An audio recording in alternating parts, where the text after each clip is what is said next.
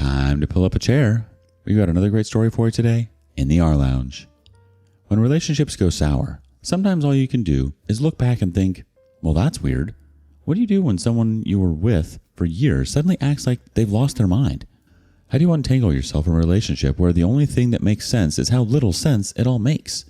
Today in the rLounge, it's time we have a chat. Am I the a-hole for being disgusted and just saying, okay, when my fiance broke up with me? Edit. Thank you for all your opinions. It was nice to get this off my chest. Just to clarify though, I don't feel like a victim. I feel like something happened and my relationship just turned bad.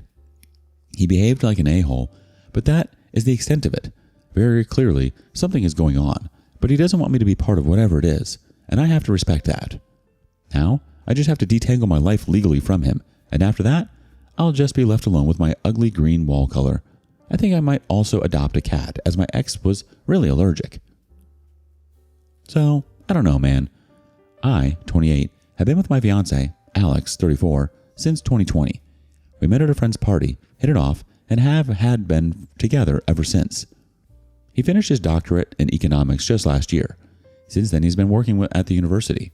I have my master's in media sciences and decided to start working instead of going for a PhD. Okay, so the problem is that Alex broke up with me last Monday. It was literally so surreal and honestly, just weird. For the past few months, he's been acting strange. He's making demands and then dropping them immediately. A few examples. He told me we were going to paint our walls back from dark green to white.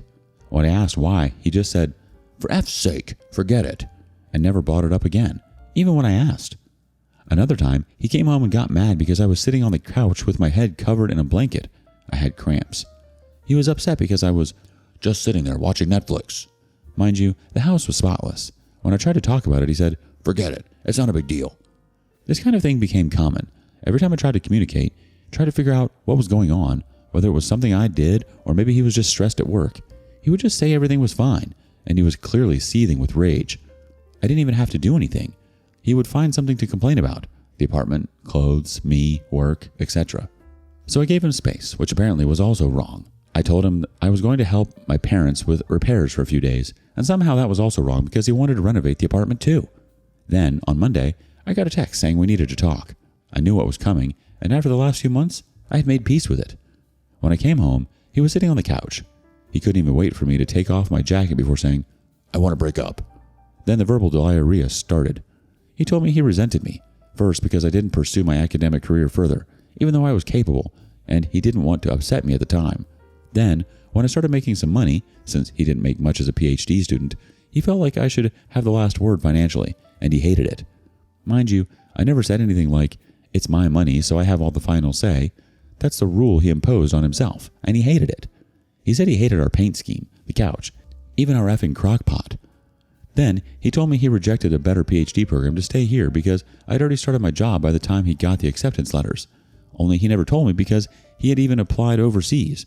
He said a few months ago he checked in with a friend who's in that program, saw how they're thriving, and decided I ruined his life. He said I had too much control over his life and that he hated the idea that I could just decide not to pay for things and F him over. I honestly don't even know what that means. He also said he hated that all his friends loved me and didn't let him vent about me. Then he said again, "I'm done." I was floored. I had already made peace with the idea that we were ending, and it hurt. But after that rant, I was just disgusted. I looked at him, probably with a disgusted expression, and said, "Okay." He lost it. He said this is exactly what he meant. That it was horrible. We'd been together for 4 years, and all I had to say was, "Okay," to our breakup. I just asked if he wanted to stay here while he figured out where to go. He said, "Typical, of course you're holding the apartment over me," and started ranting again, so I just left. I told my parents, and they're also confused. My dad suggested I reached out to our landlord and explained the situation to see what options I have. I can keep paying the rent no problem myself. He covered the utilities and some subscriptions. Just to reiterate, I never had any problem with this. I saw that he was chasing his dream and that he was more important to me than a 50-50 financial split. I make good money and am happy at my job. I never saw it as slaving away. I always had the mentality that my money was our money because we were building a life together. Of course, I had my own savings and fund money, but I honestly never cared. As long as I felt he was working towards something and wasn't taking advantage of me, I was fine with it. More than fine. Alex is still mad. He's going between texting me like a robot about the logistics of the split to being a seething a-hole complaining about everything. I'm not even hurt anymore. I just feel nauseated by him at this point. I don't know. Should I have reacted differently? What else could you say to someone who's essentially blaming you for everything wrong in their life, including things they never even shared with you? The rant was more about him airing his own guilt and insecurities than about you and your actions. Update.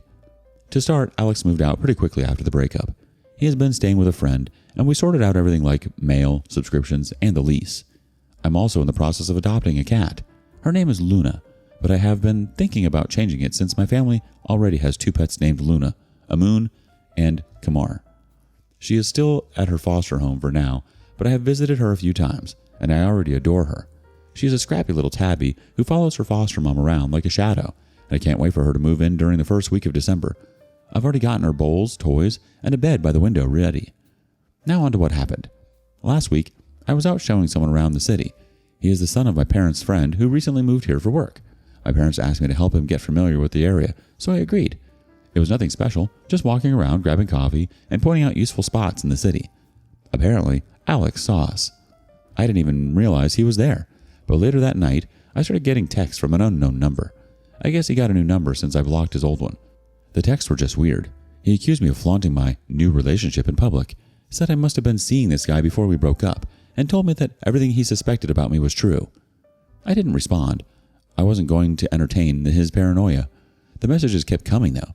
They went from angry to desperate, with him saying things like, "At least admit you were lying to me," and "Was anything about us even real?" It was exhausting and honestly a little scary to see how quickly he spiraled. For the record, this guy isn't my boyfriend. He's not even someone I'm interested in. He's just the son of a family of friends who needed help settling into the city. The whole thing was completely innocent, but Alex has twisted it into some kind of betrayal in his head. What gets me is how little Alex seems to know me. I'm not the type of person to jump into a relationship so soon after everything that happened.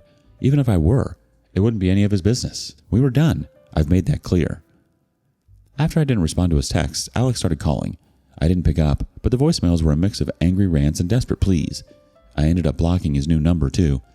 It feels ridiculous that I have to keep doing this, but I guess this is where we are now. Then this weekend, I went out to a bar with my friends. A few hours in, guess who walked in? Alex.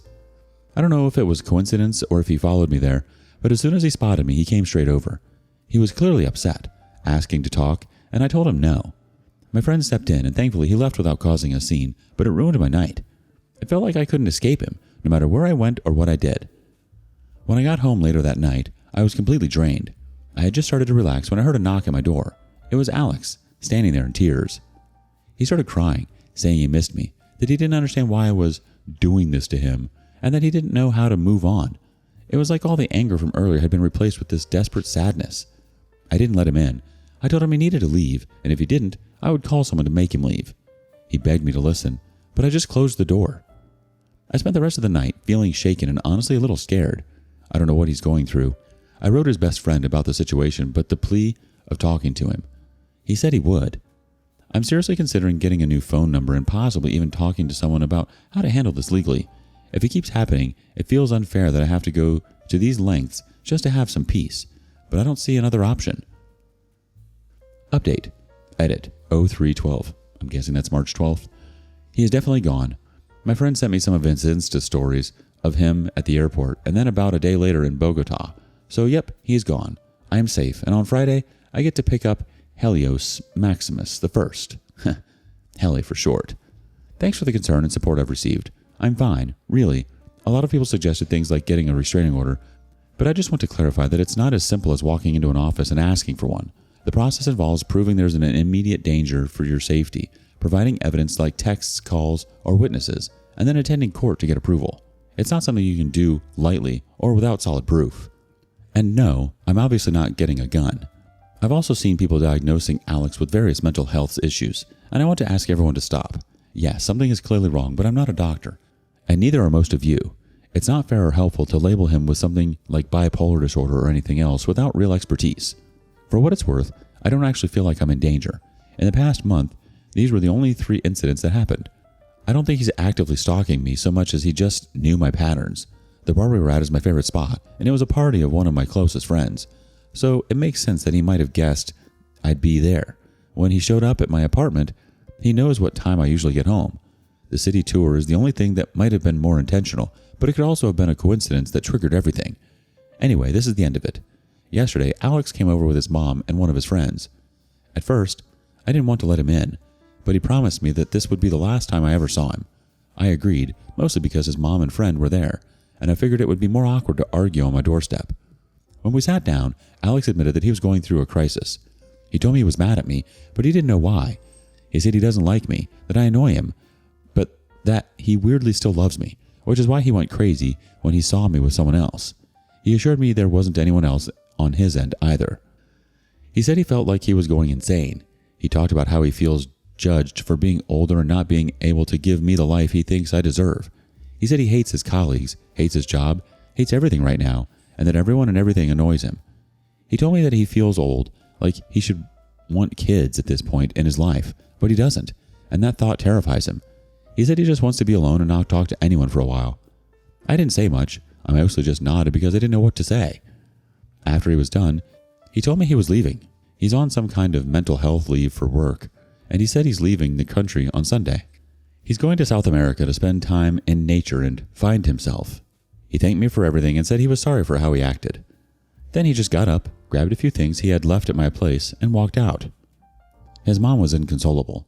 She kept apologizing to me over and over, saying how embarrassed she was by his behavior. I told her it was okay and that she didn't need to apologize for him. She cried a lot, and his friend ended up driving her home after Alex left. I don't really know how I feel about all of this. Part of me is relieved that it's over.